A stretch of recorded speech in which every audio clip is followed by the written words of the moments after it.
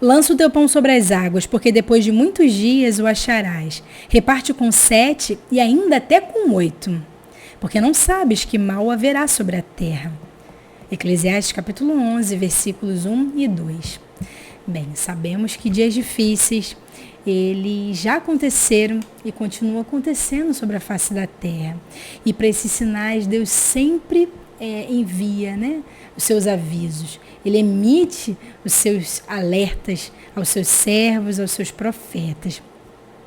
E assim, né, como acontece também, né, no nosso plano natural, né, humano que vivemos aqui, né, todas as vezes em que uma companhia elétrica vai cortar a energia de uma casa, antes eles emitem o quê? Uma nota, né, uma cartinha, avisando que eles vão chegar lá e vão cortar aquela energia, né? Então, isso significa que existe uma lei do aviso. No plano espiritual, Deus, ele determinou isso e reflete isso aqui na humanidade também, né? No governo humano. Então, é uma lei que Deus estabeleceu e ele respeita, né? E ele vai, de tempos em tempos, né? Ele emite essas informações aos seus servos para o quê? Para que eles se preparem, né? Esse é o objetivo, é se preparar, né? E muitos sinais que Deus falou no passado, através de sonhos, visões, revelações, eles podiam, né, ser evitados. Mas hoje, né, Deus tem falado por meio do seu Filho, né, que nos deu o Espírito Santo. E tudo aquilo que é falado por meio do Espírito Santo vai acontecer, né? O Espírito Santo, ele fala aquilo que vai acontecer, aquilo que já está determinado nos céus, que vai acontecer, né? E eu quero linkar essa palavra também a Mateus no capítulo 24 e dar um título, né, para essa mensagem, que é um tempo de crise. Né? E quando você lê esse texto aqui de Eclesiastes, né, que foi escrito por Salomão, né, Salomão que foi filho do rei Davi, que foi agraciado por Deus, né, com sabedoria, né? E nessa fase aqui ele já tinha vivido muitos ciclos, né, da humanidade, ele já estava assim no final dos seus dias. Então ele aqui dá conselhos, né, de tudo aquilo que ele viu, que ele experimentou, que ele passou, né, que precisam ser considerados, né? Por quê? Né? Antes de entrar nessa parte escatológica, eu queria falar sobre esse texto aqui de Eclesiastes, capítulo 11, porque foi algo assim, né, que Deus me deu esses dias, né? Que é sobre você lançar o seu pão sobre as águas. Aqui é uma metáfora, né? Quando você vai lançar o pão, o que acontece? Ele vai inchar, né? Depois de um tempo, ele vai voltar para você inchado. Então, ele está querendo dizer aqui que aquilo que você faz, né, nos seus negócios, né, e negócios você não aplica apenas na parte financeira, mas em tudo na sua vida, em tudo. Aquilo, né, que você faz, assim, dos seus negócios, né? Aqui está dizendo que para que você faça bons negócios, para que você possa obter lucro, né? O versículo 1 fala sobre isso. Aí no versículo 2 fala, reparte com 7 e até com 8. Aqui fala de você distribuir com generosidade, né? De você fazer os seus negócios ali de uma maneira abundante. Por quê? Porque você não sabe o mal que haverá sobre a terra, que está falando sobre um momento de crise. Momentos de crise, ele chega, né, para toda a humanidade, para todas as pessoas. E principalmente para os cristãos. Né? Aqui fala sobre a lei do retorno, que também eu vou linkar com aquilo que diz em Gálatas, no capítulo 6. Né, Gálatas no capítulo 6 fala, olha, não se deixe enganar, de Deus Ninguém zomba, pois o que o homem semear, isso também colherá. Quem semeia para a sua carne, da sua carne colherá a destruição. Mas quem semeia para o Espírito, do Espírito colherá a vida eterna.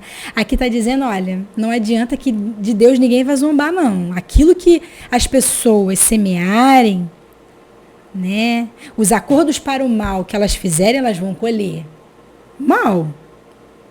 Aquilo que elas fizerem o bem, elas vão colher o bem. Porque essa é a lei divina. E muitas vezes o homem tenta burlar essas leis. Mas vai chegar um momento do acerto de contas com Deus e ele é justo. E aqui fala, olha, aquele que semeia na carne, aqui fala das obras da carne. Né, que está escrito também em Gálatas, no capítulo 5, o capítulo anterior fala sobre as obras da carne. Aquilo que você lança, se você semeia, né, se você faz ali, né, provoca ira, você vai colher ira. Né? Mas aquilo que você faz no Espírito, você vai alcançar o que é a vida eterna.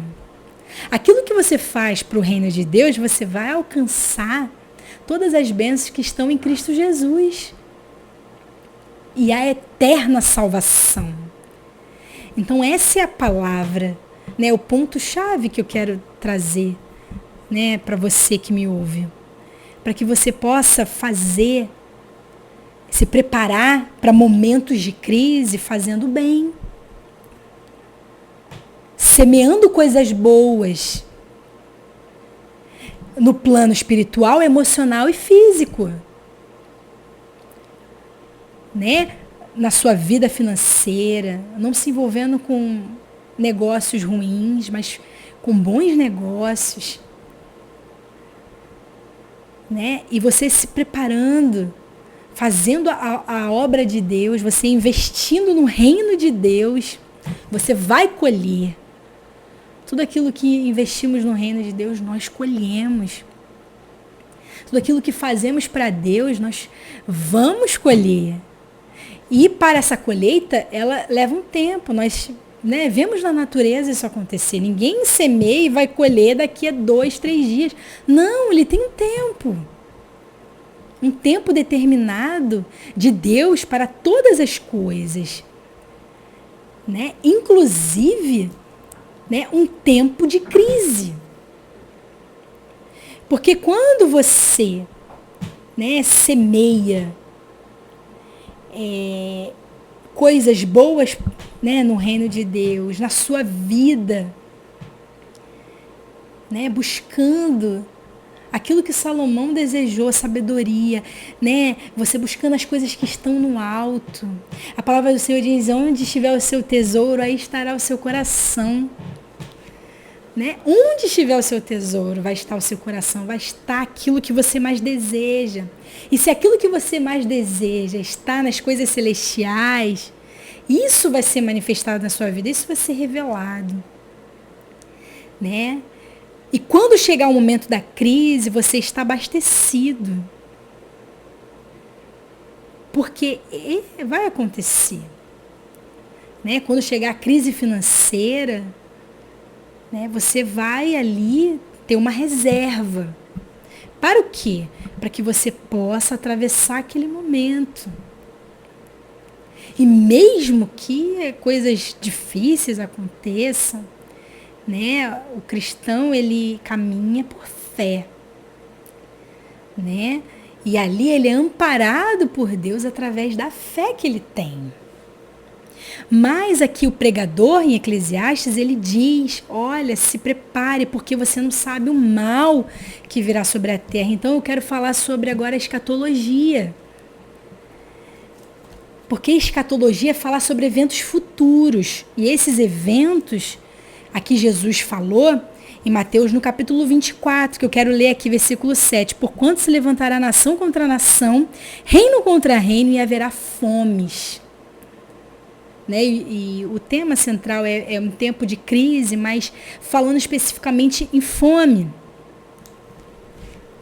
O que faz causar fome, né, em toda a terra? Né? Situações climáticas.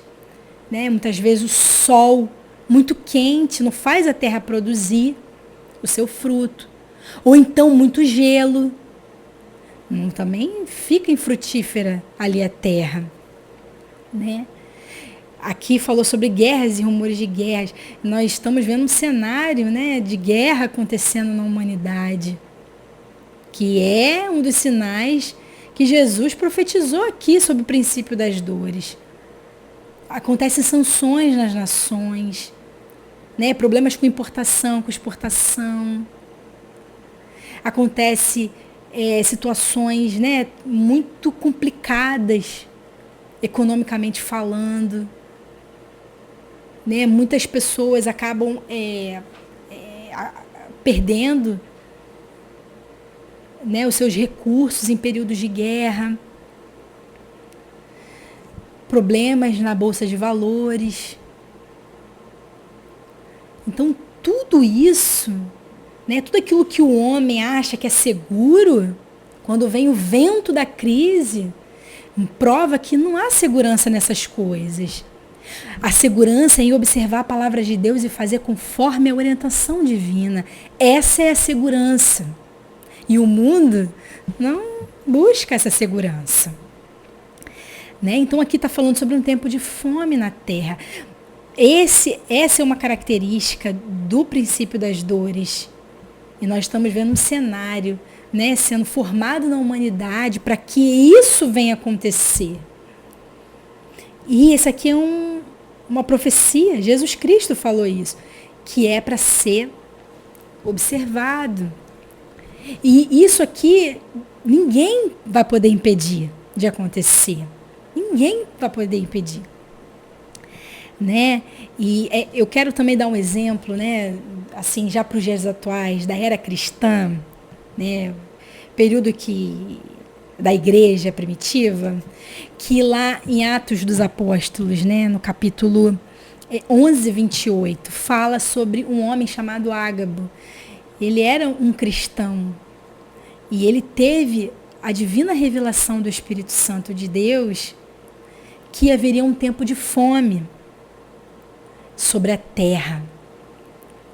E esse período de fome aconteceu no período, né, do imperador Cláudio César.